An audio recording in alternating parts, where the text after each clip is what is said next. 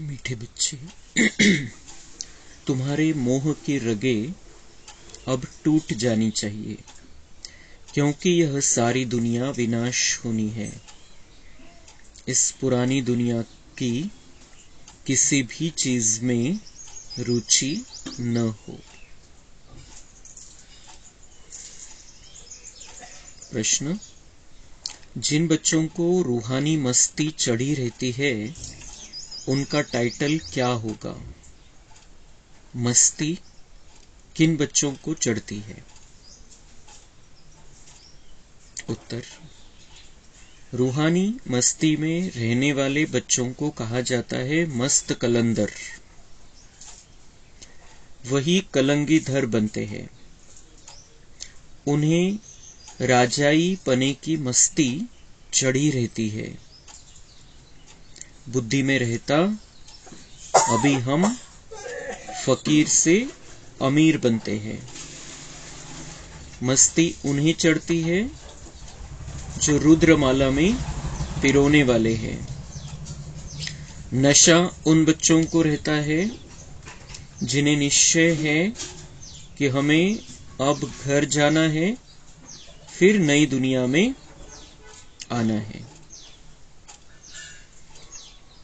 तो रूहानी बाप रूहानी बच्चों से रूरिहान करते हैं। आत्म्यांचा पिता आपण सगळे त्याचे सुंदर बच्चे, श्रेष्ठ बच्चे, आणि त्यांच्याशी बाबा बातचीत करत असतो। तो बाबा ये बताता है हमें कि अभी तुम्हारी रगे, मोह की रगे टूट जानी चाहिए, क्योंकि सारी दुनिया विनाश होनी है, महापरिवर्तन व्हायचंय। आता ही जी सृष्टी आपण जी डोळ्यांनी बघतोय ती समाप्त होणार आहे, महापरिवर्तन होणार आहे। ही जुनी दुनिया झालेली आहे। आता इथं कोणत्याही गोष्टीमध्ये इंटरेस्ट नाही घ्यायचा, इथं अटकायचं नाहीये। इंटरेस्ट कशाचा पाहिजे आपल्याला? कि इस दुनिया को मुझे बदलना है, इस दुनिया में फंसना नहीं है, अटकना नहीं है, लेकिन मुझे इस दुनिया को बदलना है। तर त्याच्यामध्ये काय प्रॉब्लेम कुठे येतो? मोह, जे आपण अटकतो। त्यामुळे आपण या दुनियेच्या महापरिवर्तनाचं कार्य व्यवस्थितपणे करू शकत नाही। म्हणून बाबा म्हणताय की ये जो मोह है उसे परिवर्तन कर दो, मोह को रूहानी स्नेह में परिवर्तन कर दो। जैसे बाबा का हम बच्चों में मोह नहीं है, बाबा का हम बच्चों से पवित्र प्यार है, बाबा का हम बच्चों से स्नेह है, तो ऐसा ही हमारा भी सबके साथ रिश्ता होना चाहिए। मोह वाला रिश्ता नहीं होना चाहिए। मोह दुख देता है, मोह विकार है, मोह हमें कमजोर बनाता है। लेकिन जो स्नेह है वो हमें शक्तिशाली बनाता है। स्नेह, जो स्नेह की, सच्चे स्नेह की प्यासी सभी आत्माएं हैं, उनकी प्यास को हमें बुझाना है। तो इसके लिए हमें बहुत अच्छी रीति से बाबा को समझना है। बाबा का पार्ट क्या है और मेरा पार्ट क्या है। अब मैं बाबा का बन गया हूं। मैं कौन और मेरा कौन, ये जितना हमारी बुद्धि में रहेगा उतना हम स्नेह में मजबूत होंगे और जो मोह है वो छूटता जाएगा। तो अब जो बाबा हमें सिखाता है, समझाता है, उसकी मस्ती हमें चढ़ी रहनी चाहिए, नशा चढ़ा रहना चाहिए। कि अभी किस बात का नशा रहना चाहिए? कि अभी हम फकीर से अमीर बनते हैं। काही राहिलेलं नाही आपल्याकडे। ज्ञान, गुण, शक्ती आणि जो काही वैभव होतं सतयुगामध्ये त्याच्या तुलनेमध्ये आज काहीच नाहीये, लेकिन हम वो पुनः प्राप्त करने वाले हैं। इसकी मस्ती, इसका नशा, इसकी खुशी सदा हमारी बुद्धि में रहनी चाहिए। तो जिनकी बुद्धि में नशा चढ़ा रहता है, मस्ती चढ़ी रहती है, वो है बाबा के मस्त कलंदर बच्चे। जो खूप मस्ती मध्ये राहतो, जो दुनियावी मस्ती नाही आणि ही रूहानी मस्ती, ज्ञानाची मस्ती, त्या आनंदामध्ये, अति आनंदाच्या स्थितीमध्ये राहतो, असे बच्चे कोण आहे? बाबा म्हणते वो मस्त कलंदर आहे। खऱ्या अर्थाने मस्त कलंदर। दुनियेमध्ये जो दुनियेच्या हिशोबाने मस्तीमध्ये राहतो त्याला पण म्हणतात मस्त कलंदर। लेकिन जो यहाँ पर बाबा के ज्ञान में रहते हुए इस संगम युगी जीवन का आनंद ले रहे हैं, वो मस्त कलंदर बच्चे हैं। और यही जाकर कलंगीधर बनने वाले हैं. श्री कृष्णाला म्हणतात कलंगीधर. हम श्री कृष्ण जैसे बनने वाले हैं. तो यहाँ मस्त कलंदर, वहां कलंगीधर. तो ऐसे बच्चों को राजाईपने की मस्ती चढ़ी रहती है कि मैं राजा बनने वाला हूं, मैं फकीर से अमीर बनने वाला हूं. जसं ब्रह्माबाबांना नशा होता, ब्रह्माबाबांना मस्ती होती. जे ब्रह्माबाबांचे फोटो जर बघितले आपण तर एक खूप नशा दिसतो त्यांच्या चेहऱ्यावरती, एक मस्ती दिसते रूहानी, एक तो अति आनंदाची स्थिती दिसते त्या चेहऱ्यावरती. तो ऐसा ही हमें खुश रहना है, आनंद में रहना है, मस्ती में रहना है, नशे में रहना है. हम बाबा के बन गए हैं और क्या चाहिए हमको. तो कोई किसी बात में हमें अभी अटकना नहीं है, फंसना नहीं है, क्योंकि अब हमें घर जाना है और नई दुनिया में वापस आना है. अपने घर जाना है, बहुत मीठा घर है, वहां पर जाना है और अपनी सुंदर नई दुनिया में आना है. तो वो नशा, वो मस्ती चढ़ी रहनी चाहिए कि अब मैंने अपने पार्ट बजा लिए, अब मुझे घर जाना है, लेकिन नई दुनिया में फिर से नया पार्ट स्टार्ट करना है देवता बनकर. तो उसकी तैयारी मुझे घर जाने से पहले कर लेनी है. वो कब होगी? जब मैं बाबा का सच्चा बच्चा बनकर रहूंगा, जब मुझे ये नशा रहेगा कि मुझे कौन मिला है, मैं किसका हूं, वो कौन है. वो जो भगवान है उसको सारी दुनिया पूछती है, पुकारती है, भटकती है उसको ढूंढने के लिए, उसका पता नहीं है कुछ भी, और वो हमारा हो गया है.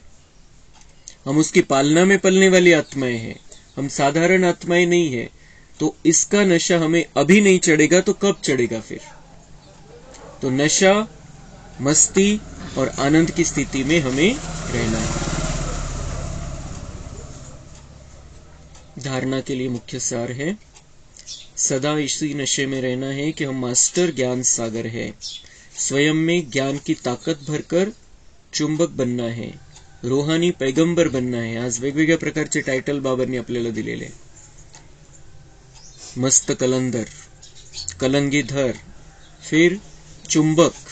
स्वयं में ज्ञान की ताकत भरकर चुंबक बनना है. ते जे ज्ञान आहे, ते जे ज्ञानाचे व्हायब्रेशन दुसऱ्यांना आकर्षित केले पाहिजे त्या व्हायब्रेशनने, असं बनायचंय. और रूहानी पैगंबर बनना है, आत्म्यांसाठी संदेश वाहक बनायचंय, आत्म्यांना संदेश द्यायचा आहे, बाबांचा परिचय द्यायचा आहे, नई दुनिया येणार आहे ही खुशखबरी त्यांना द्यायची आहे.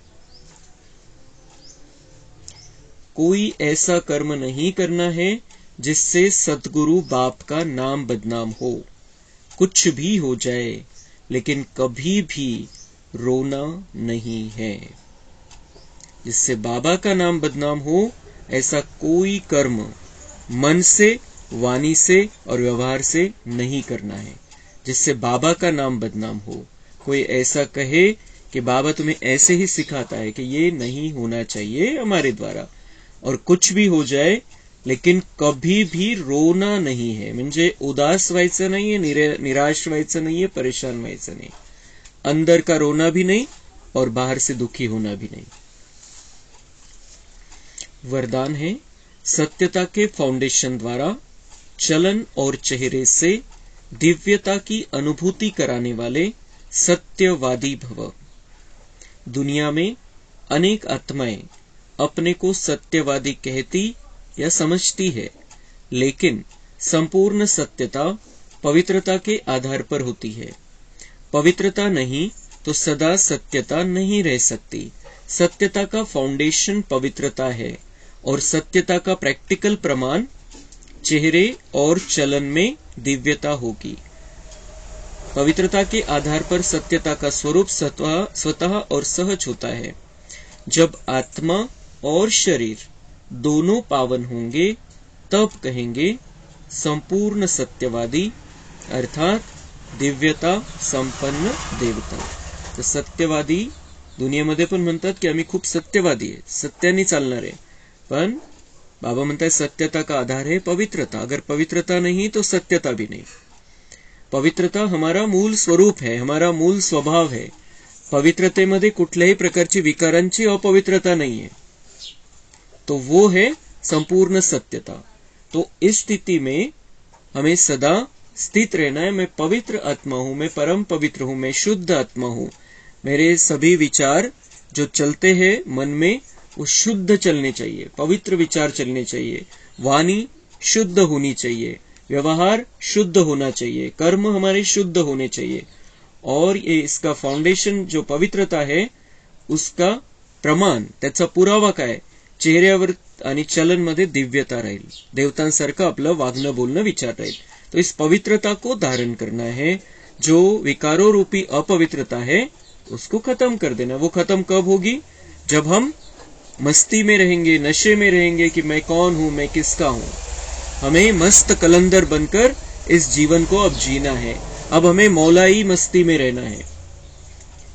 तो पवित्रता की धारणा भी होगी, चेहरे और चलन में ऑटोमेटिक दिव्यता आती जाएगी। स्लोगन है, बेहद की सेवा में बिजी रहो तो बेहद का वैराग्य स्वतः आएगा। बेहद का वैराग्य मतलब अभी यहां से जाना है और वहां आना है, स्वर्ग में आना है, देवता बनना है, यहां से जाना है। ये दुनिया खत्म होने वाली है, दुनिया परिवर्तन होने वाली है। तो वो कैसे आएगा वो वैराग्य? हम घर जाने की तैयारी कैसे करेंगे, सतयुग में रहने की तैयारी कैसे करेंगे? जब हम बेहद की सेवा में बिजी रहेंगे। बेहद की सेवा कि मेरा घर, मेरा परिवार, मेरे रिश्तेदार, मेरा गाव, मेरा सेंटर, मेरा एरिया, याच्यामध्ये आपण राहू तर मग ते वैराग्य नाही येणार। छोट्या गोष्टीमध्ये अटकून राहू आपण। लेकिन जब हम बेहद की सेवा में बिजी रहेंगे, सारे विश्व की आत्माएं सब मेरे हैं और मैं सबका हूं, सगळ्यांची सेवेची भावना, सगळ्यांविषयी शुभ भावना, विश्वातल्या प्रत्येक आत्म्याच्या कल्याणाची भावना, ही जेव्हा आपण करू त्याच्यामध्ये आपला परिवार, आपलं सगळं येऊन जाईल, त्याच्यामध्ये शामिल आहे। संपूर्ण विश्वाची सेवा आपण करू तर त्याच्यामध्ये आपल्याला जी वैयक्तिक कोणाची सेवा करायची ते पण ऑटोमेटिक होऊन जाईल। तो जितना हम इस बेहद की सेवा में बिजी करेंगे अपने आप को कि मैं विश्व कल्याणकारी आत्मा हूं, मुझे सारे विश्व के सभी आत्माओं का कल्याण करना है, विश्व के कोने कोने का कल्याण करना है, तर आपली स्थिती खूप वरच्या लेवलची राहील। आपण स्वतःला खूप वरच्या लेवलला बघायचंय, बाबांना आपल्याला त्या लेवलला बघायचंय कि हम छोटे से ग्रुप में, छोटे से स्थान पर अटके हुए नहीं है।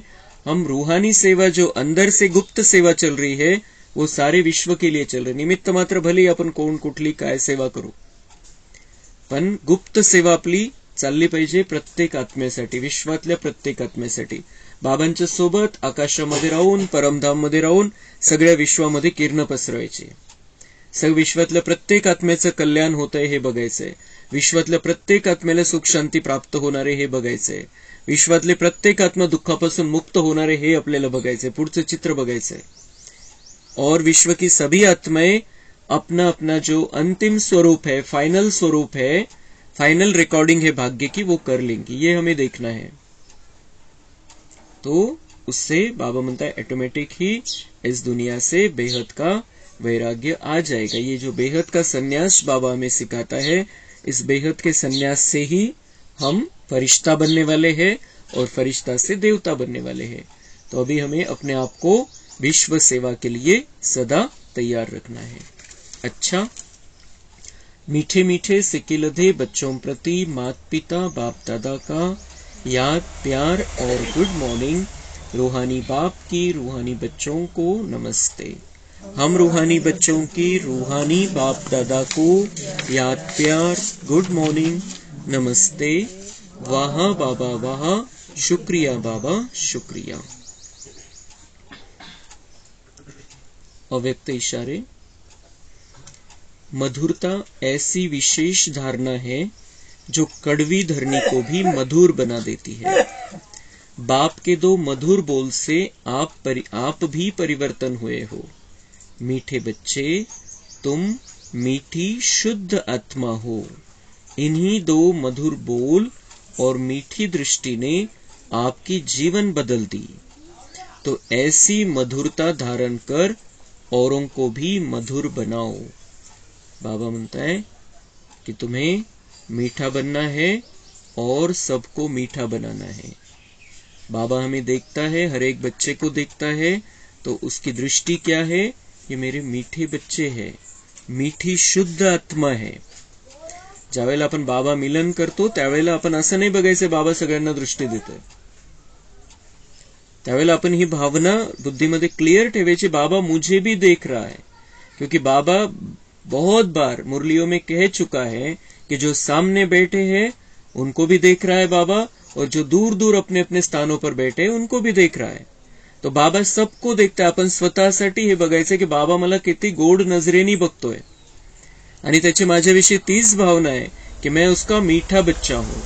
उसकी मीठी दृष्टि वो हमें देता है, हमारे ऊपर वो दृष्टि पड़ती है, हमें ये समझ में आ जाता है कि मैं एक मीठी शुद्ध आत्मा हूं, और फिर हमारे अंदर मिठास आने लगती है, विकारों की कड़वाहट जाने लगती है. तो फक्त बाबा मिलनच नाही, ज्यावेळेला आपण बाबांच्या कमऱ्यामध्ये बाबांच्या समोर बसलेलो आहे त्यावेळेला पण हीच भावना ठेवायची की बाबा मुझे कितनी मीठी दृष्टि से देख रहा है. मैं बाबा का बहुत प्यारा बहुत मीठा बच्चा हूं, मैं मीठी शुद्ध आत्मा हूं. ऑटोमॅटिक ते व्हायब्रेशन आपल्याला तसे येतील, बाबांची शक्ती मिळेल आणि आपल्यामध्ये जो काही विकारांचे काही अंश राहिलेले ते समाप्त होऊन जातील. तो बाबा म्हणताय कि इस मीठी दृष्टि का, भगवान की मीठी दृष्टि का फायदा उठाओ. मधुरता की सौगात सदा साथ रखना, सदा मीठा रहना और मीठा बनाना. बाबा म्हणते ये मधुरता की सौगात मी तुम्हाला गिफ्ट मध्ये देतोय. ती जी गोडी आहे, ती जी मिठास आहे, ते बाबा आपल्याला गिफ्ट देतोय. तो अभी इसको सदा साथ रखना, सदा मीठा रहना और मीठा बनाना. गोड राहायचे सदा. जैसे मकर संक्रांति के यादगार में तिल के साथ मीठा मिलाकर खाते हैं, यह भी संगठन की शक्ति दिखाई है. तिल आत्मा के बिंदु स्वरूप का और मिठाई मधुरता का. तो जब आप आत्मिक स्थिति में स्थित रह मधुरता की मिठाई खाते और खिलाते हो तो संगठन एक हो जाता है. बाबा म्हणतात तिळामध्ये गुळ मिक्स करतात, तिळामध्ये गोडी मिक्स करतात आणि त्यामुळे याचा परिणाम काय होतो कि वो बहुत मीठा बन जाता है. तिल बहुत मीठा बन जाता है और सबको हम मीठा खिलाते, वो भी मीठे बन जाते, उनका मुख भी मीठा हो जाता है. तर तसं बाबा म्हणताय आत्मा म्हणजे आत्मारूपी बिंदू म्हणजे तिळाचं प्रतीक आहे आणि त्याच्यामध्ये तुम्ही आता गोडी मिक्स करा, त्याच्यामध्ये गोडी मिक्स करा, गोडवा आणा स्वतःमध्ये. तो उससे क्या होगा, संगठन एक हो जाएगा. हम सब का परिवार, हम बाबा के बच्चों का परिवार एक हो जाएगा और हम सब मिलकर अपनी अंगुली देकर इस कलयुगी पर्वत को उठाकर सतयुगी बना देंगे. हम इस दुनिया को सतयुगी दुनिया बना देंगे, इस दुनिया को स्वर्ग बना देंगे. तो हमारा संगठन, हमारा परिवार एक होना चाहिए.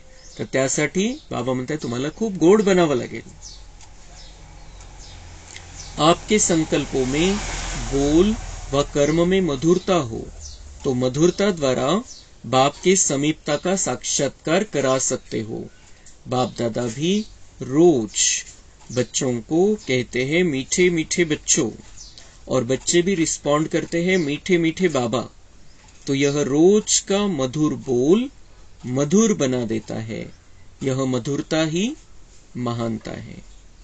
बाबा म्हणताय मी तुम्हाला तुमच्या गोडपणाची आठवण करून देत असतो रोज, आणि तुम्ही पण सगळ्यांना आपले संकल्प, बोल आणि कर्माद्वारे या गोडीचं वाटप करा. त्यांना पण ईश्वराच्या जवळ असण्याचा अनुभव करवा. तुम्ही जितकं गोड बोलाल, जितकं तुमची गोड भावना असेल, जितकं तुमचे संकल्प, वाणी आणि कर्मामध्ये मधुरता असेल तर ते पण जवळ येतील. बाबा के नजदीक आने का उनका मन करेगा, वो भी बाबा के बच्चे बन जाएंगे और अपना कल्याण करेंगे. तो मिठास ही खींचेगी उनको, मिठास ही उनको बाबा का बच्चा बना सकती है. लेकिन वो मिठास कैसे होनी चाहिए, रूहानी मिठास. आत्मा बनकर हमें उन्हें मीठे वाइब्रेशन देने हैं, शरीर के हिसाब से नहीं, मोह में रहकर नहीं, आत्मा बनकर उन्हें हमें मीठे वाइब्रेशन देने हैं. बाबा के गुण, ज्ञान और शक्तियां उनको ट्रांसफर करनी है मिठास के आधार से, तो वो भी अपना कल्याण कर लेंगे. अच्छा, थोडीशी कहाणी बघू आपण.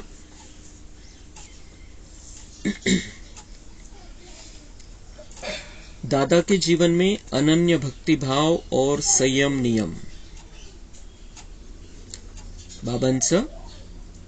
ब्रह्मबाबांची कहाणी शिवबाबांची प्रवेशता होण्याच्या आधीची त्यांच्या स्थितीचं वर्णन आहे.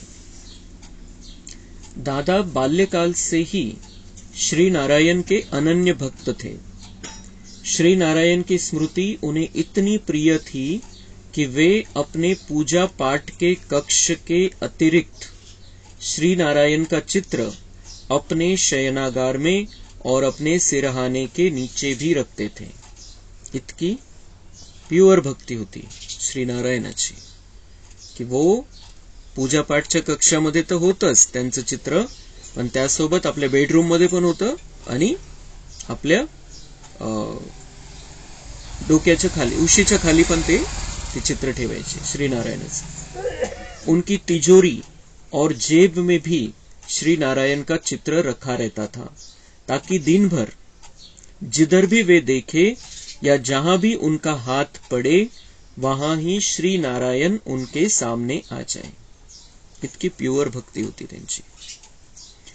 बाजार में श्री नारायण के जो छपे हुए चित्र प्रायः मिलते थे उनमें श्री नारायण को लेटे हुए और श्री लक्ष्मी को उनके चरणों की दासी के तौर पर पांव दबाते हुए चित्रित किया हुआ होता है.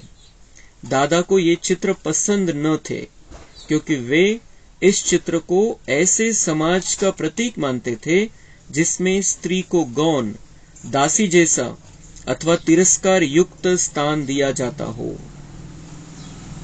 तर बाबांना त्याचे चित्र श्री नारायण असे लेटलेले आणि श्री लक्ष्मी त्यांचे पाव दाबतीये अशा प्रकारचे जे चित्र होते ते बाबांना पसंत नव्हते. कशामुळे? कारण ते प्रतीक होतं चित्र अशा समाजाचं की जिथं स्त्रीला दासीच्या रूपामध्ये बघितलं जातं, आणि म्हणून बाबांना ते चित्र पसंत नव्हते की ती दासीच्या रूपामध्ये दाखवलेली लक्ष्मी. दादा स्त्री के स्थान को पुरुषों के स्थान से गौण नहीं मानते थे. त्यांच्या बुद्धीमध्ये बिलकुल दोघांसाठी समान लेवल होती. स्त्री आणि पुरुष असं नाही की यांची हे हलक्या खालची लेवल आहे स्त्रीची आणि पुरुषाची वरची लेवल आहे, हे बिल्कुल बाबांची भावना नव्हती. इसलिए वे चित्रकार से ऐसा चित्र बनवा लेते थे जिसमें कि लक्ष्मी का दासी भाव अंकित न हो. ते स्पेशल चित्र बनवायचे की ज्याच्यामध्ये दासी रूपामध्ये लक्ष्मी दाखवलेली नाहीये. दादा का भक्तिभाव, तर हे जे म्हणजे अशी कोणत्या आत्म्याला बाबांनी निवडलेलं आहे हे यावरून लक्षात येईल की ब्रह्माबाबांची भावना काय होती, बाबांनी त्यांना का बरं आपला रथ निवडला. दादा का भक्तिभाव इतना परिपक्व था कि व्यापार या घर की कैसी भी परिस्थिति हो, वे एक दिन भी भक्ति और पाठ के नित्य नियम से नहीं चूकते थे. चाहे वे रेल यात्रा कर रहे हो तो भी वे श्रीमद् भगवद गीता का पाठ अवश्य करते थे क्योंकि गीता में उनकी अनन्य श्रद्धा थी. दादा की श्रद्धा भक्ति के बारे में ब्रह्मा कुमारी ब्रुजिंद्रा जी ने लिखा है. ब्रह्मा कुमारी ब्रुजिंद्रा म्हणजे बाबांची लौकिक सून. त्यांनी लिहिले बाबांविषयी, जिन राजा महाराजाओं तथा धनाढ्य व्यक्तियों के साथ दादा का हीरे जवाहरात का व्यापार था, वे कई बार उनके यहाँ अतिथि बनकर आते और उनकी गाड़ी के पहुंचने का समय कई बार वही होता था, परंतु फिर भी दादा भक्ति और पाठ को नहीं छोड़ते थे. दादा का खान पान और रहन सहन सात्विक जैसा था. जब कभी वे मित्रों को भोज या पार्टी देते तो उसमें सिगारेट, शराब आदि की गंध भी नहीं होती थी. दादा द्वारा दिए गए भोज में सम्मिलित होने वाले राजा तथा रईस लोग कई बार सिगरेट, शराब आदि को न पाकर विनोदपूर्ण लहजे में कहते, दादा पार्टी फीकी रही. परंतु दादा मुस्कुराते हुए उत्तर देते थे, आपके लिए हम अपना धर्म थोड़ी ही भ्रष्ट करेंगे. आप तो हमें कागज के नोट देते हैं, परंतु हम तो उनके बदले में आपको हीरे देते हैं. ये सुनकर वे लोग हंस पडते. तर अशी होती ब्रह्माबाबांची भक्ती, की भक्ती आणि त्याच्यानुसार त्या धारणा, भक्तीनुसार प्युअर भक्ती होती आणि जे धर्मामध्ये सांगितलेले त्यानुसार त्यांचं आचरण होतं. आपल्या धर्मापासून ते कधीही ढळले नाही. काही कोणी असो, राजा असो, महाराजा असो, कोणी असो, त्यांनी आपली पूजापाठ सोडली नाही. ज्या टायमिंगवर जे आहे ते त्या टायमिंगवर ते करायचे, बरोबर, जे फिक्स टायमिंगवर. आणि दुसरं मग त्यांना जे भोजनाला वगैरे बोलवायचे तर बिलकुल शुद्ध आणि सात्विक भोजन त्यांना दिलं जायचं. भलेही त्यांनी मजाक जरी केली तर बाबा स्पष्ट त्यांना सांगायचे की हम अपना धर्म आपके लिए भ्रष्ट नहीं करेंगे. आप हमें कागज के नोट देते, उसके बदले हम आपको हीरे देते हैं. हिऱ्यांचा व्यापार. दादा को अमरनाथ, हरिद्वार, प्रयाग, वृंदावन, काशी आदि की यात्रा में विशेष रुचि थी और साधु सन्यासियों को अपने यहाँ ठहराने में उन्हें बहुत खुशी होती थी. अपने लौकिक गुरु में उनकी बड़ी श्रद्धा थी और उनके स्वागत, सत्संग तथा आतिथ्य पर वे हजारों रुपए खर्च कर देते थे. वे गुरु की आज्ञा को कितना महत्व देते थे, इस विषय में ब्रह्मा कुमारी ब्रजेंद्रा जी की निम्नलिखित पंक्तियां पढ़ने योग्य है. गुरु के प्रति अत्यंत श्रद्धा. उन दिनों दादा को अपनी गुरु में भावना भी बहुत थी. एक बार गुरु अपनी बहुत बड़ी शिष्य मंडली लेकर उनके यहाँ आए. दादा ने बहुत ही आदर से उनका स्वागत किया. उनमें गुरु भक्ति इतनी थी कि उन्होंने गुलाब जल की बोतलें की कई पेटियां मंगवाई. प्रातः और सायंकाल दोनों काल गुरु के शौच गृह में जाने से पहले वहां खूब गुलाब जल छिड़का जाता था. दादा अपने ही हाथों से वहां एक बोतल गुलाब जल छिड़क कर आते और अगरबत्ती भी जगा आते. इतका मान सन्मान गुरुविषयी त्यांच्या मनामध्ये होता, इतकी भावना होती. उन्हें गुरु के आराम का भी बहुत ध्यान रहता. कहीं आवारा कुत्तों की आवाज गुरु के आराम या एकांत में खलल न डाले, विशेषकर इस ख्याल से वे एक पहरेदार रखते. आम का मौसम न होने के कारण बाजार में 4 रुपए का एक आम मिलता था, तो भी वे गुरु के लिए आम ले आते. सीजन नसताना किती महाग असू द्या, त्यावेळेचे 4 रुपये म्हणजे आजचे किती पटीमध्ये त्याची किंमत झालेली आहे. फिर भी वे लेकर आते थे. वे गुरु की हर आज्ञा को हर हालत में शिरोधार्य मानते थे. एक बार की बात है कि दादा के पोते का नामकरण संस्कार होना था. सायंकाल सब बड़े बड़े व्यक्तियों का भोज था. अचानक ही गुरु का तार आया कि तुरंत आओ. दादा ने यशोदा जी, दादा की लौकिक पत्नी को कहा कि तुरंत कपड़े निकालो और ड्राइवर को बुलाओ क्योंकि मुझे जाना है. यशोदा जी बोली, इस अवसर पर कैसे जा सकते हैं? दादा बोले, सुनो, गुरु का बुलावा गोया काल का बुलावा है. काल आए तो क्या हम उसे ऐसा कहकर रोक सकते हैं कि आज हमारे पोते का नामकरण है? दादा इतना कहकर अंदर चले गए. अब हम क्या करते? उसी समय सभी मित्रों को फोन करके बताया कि दादा को किसी कारण से बाहर जाना पड़ गया है.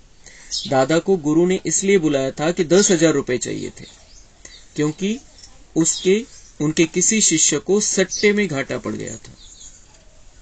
तर कशी प्रकारची भक्ती होती की त्यांना जे पाहिजे ते गुरूंना ते आपल्याला द्यायचं. मी त्यांचा शिष्य आहे आणि माझं कर्तव्य आहे. जे गुरूंची त्यांनी कशासाठी का किती का पैसे मागत नाही किंवा काही त्यांचं काम असू द्या, जे चुकीचं पण आहे, पण तरी सुद्धा गुरुचा आदेश म्हणजे काल का बुलावा है. और उसी तसं बाबा म्हणताय की नामकरण होतं तिथं आणि नामकरण मध्ये आवश्यक होतं त्यांचं उपस्थित राहणं. पण बाबांचं काय उत्तर होतं त्यांच्या पत्नीला की गुरु का बुलावा है तो उसका मतलब है की ये काल का बुलावा है. आणि काळ आला तर आपण असं थोडी म्हणणार आहे की आता त्या नातवाचं नामकरण व्हायचं नंतर येतो. तर ऐसा वो गुरु की आज्ञा को इतना ऊंची लेवल पर मानते थे. दानवीर दादा स्वभाव से ही दानी थे. उनके एक चाचा जो कि मूलचंद हाथी दांत के व्यापारी के नाम से प्रसिद्ध थे, एक निष्काम दानी के तौर पर विख्यात थे. उनके जीवन काल में ही दादा भी उनकी कोठी पर जाकर बैठते और पीड़ित लोगों को दान करते थे. इस परोपकार के कार्य में दादा अपने चाचा के अच्छे सहयोगी थे. भक्ति की पराकाष्ठा. दादा ने भक्ति के संस्कार इतने पक्के थे कि चाहे कैसा भी अवसर क्यों न हो, उनके कर्मों में भक्ति की झलक स्पष्ट दिखाई देती थी। उन्होंने जब अपनी लौकिक पुत्रियों तथा भतीजी का विवाह कराया तो उन्हें दहेज में हीरे, सोना तथा लाखों का सामान देने के अतिरिक्त उन्हें श्रीमद् भगवद गीता तथा चांदी का एक सुंदर मंदिर भी विशेष सौगात के रूप में दिया, ताकि वर और वधू के जीवन में भी भक्ति भावना बनी रहे। वे शादी के अवसर पर भी अपने लौकिक गुरु को आमंत्रित कर लिया करते थे और शादी को भी एक सत्संग का रूप देते थे, अर्थात उस अवसर पर भी वातावरण को धार्मिक बना देते थे तथा अन्य लोगों की तुलना में उसे निराले ढंग से संपन्न करते थे। इतकी भक्ती भावना लग्नामध्ये सुद्धा ते भक्तिभाव आणि धर्म घेऊन यायचे। दादा की भक्ति भावना का परिचय इस बात से भी मिलता है कि लखपति होते हुए तथा लौकिक दृष्टि से एक प्रसिद्ध कृपलानी कुल के होते हुए भी उन्होंने अपनी एक पुत्री, जिसे वे प्यार से पुट्टू नाम से याद करते थे, उसका विवाह बोधराज नामक एक ऐसे व्यक्ति से किया जो कि स्कूल में मुख्याध्यापक थे, परंतु एक साधारण परिवार के थे। दादा की पुत्री सुशील थी, शोभनीय थी और सुखों में पली थी, परंतु दादा ने उसका विवाह किसी धनाढ्य कुल के युवक से न करके बोधराज से इस कारण किया कि बोधराज धर्मप्रिय थे। वे चिदाकाशी मठ में अपनी लगन के लिए विशेष रूप से योगीराज नाम से भी प्रसिद्ध थे, अतः दादा ने अपने परिवार में भक्ति का वातावरण बनाए रखने के लिए यह कदम उठाया था। हालांकि उनके इस कार्य से उनके कुल में बहुत ही हलचल पैदा हुई और बहुत से लोगों में यह एक चर्चा का विषय बन गया कि दादा ने अपनी ही उच्च कुल को छोड़कर बाहर के एक साधु तुल्य व्यक्ति के साथ अपनी पुत्री की शादी क्यों की। दादा की पत्नी तो श्री कृष्ण की अनन्य भक्ति थी ही, उनकी बहू में भी भक्ति के बहुत पक्के संस्कार थे और विपुल धन होते हुए भी दादा में ऐश अथवा विलासिता के संस्कार नहीं थे, बल्कि उनके जीवन से एक नितांत भद्र, सुशील एवं धर्मप्रिय व्यक्ती की भासना आती थी। खूप सुंदर असा बाबांचा परिवार होता। बाबा नारायणचे भक्त आणि त्यांची पत्नी श्रीकृष्णाची भक्त आणि सून पण धार्मिक होती। तो बाबा ने अपना सारा परिवार जो धार्मिक वातावरण में उसको और भी बढ़ावा देते रहे हर एक बात में। ब्रह्मा कुमारी मनोहर इंदिरा जी, जो कि ज्ञान सरोवर आबू पर्वत की इंचार्ज थी, बोधराज के साथ दादा की पुत्री के विवाह के प्रसंग को इस प्रकार कहती थी। मैंने दादाजी और उनके लौकिक परिवार को कई बार देखा। दादाजी का एक मकान मेरे मकान के पास ही था। दादा का एक लौकिक पुत्र जिसका नाम नारायण है, मेरे लौकिक भाई के साथ पढ़ता था। दादाजी की अपनी लौकिक पुत्री पुट्टू का विवाह जब बोधराज से हुआ था, तब मैंने उसे अपनी आंखों से देखा था। उस विवाह की यह विशेषता थी कि उसमें शोर, कोलाहल, स्थूलता या घोर सांसारिकता देखने में नहीं आती थी, बल्कि यह विवाह ऐसा लगता था जैसे कि कलयुग में किसी देवी और देवता का विवाह हो रहा है। उस समय के दृश्य का मेरे मन पर बहुत गहरा प्रभाव पड़ा। मेरे मन में यह विचार इसलिए उठा कि मुझे दादा के कुटुंब का सात्विक वातावरण बहुत भाता था। इस प्रकार का जीवन था दादा का। कोलकाता में उनकी हीरों की दुकान थी और मुंबई में भी वे जवाहरात के व्यापार के सिलसिले में आते जाते थे। कोलकाता और मुंबई के अतिरिक्त उनका एक मकान हैदराबाद में भी था, जहां पर कि वे बहुत समय से रहते थे। इन तीनों स्थानों पर उनका जीवन अब राजकुल के जैसे सुख में व्यतीत हो रहा था। यद्यपि दादा में प्रभुनिष्ठा, दानवीरता आदि की विकसित भावना थी, तथापि अभी घर छोड़कर वानप्रस्थी होने का संकल्प उन्हें नहीं था। सगळं काही व्यवस्थित होतं, खूप सुंदर असं त्यांचं जीवन होतं, धार्मिक जीवन होतं, वैभवपूर्ण संपन्न असं जीवन होतं, पण त्यांच्या मनामध्ये अजून ती वैराग्याची, वानप्रस्थी होण्याची भावना नव्हती। जब दादा की आयु लगभग 60 वर्ष की हुई तो उनकी पत्नी, जिनका नाम यशोदा था, उनसे कहा, अब तो हमें वानप्रस्थ होकर किसी एकांत स्थान पर बैठ जाना चाहिए। परंतु दादा ने उन्हें कहा, अभी ठहरो, अभी इतने लाख रुपए कमाए हैं अभी इतने लाख और कमा लेने दो, फिर हम वानप्रस्थी हो जाएंगे। दादा धन कमाने में बहुत सिद्ध हस्त थे और उनका विचार था कि और 2-4 वर्ष तक धन कमाकर फिर खूब दान भी करेंगे और जीवन के बाकी दिन निराधार होकर भक्ति में गुजारेंगे।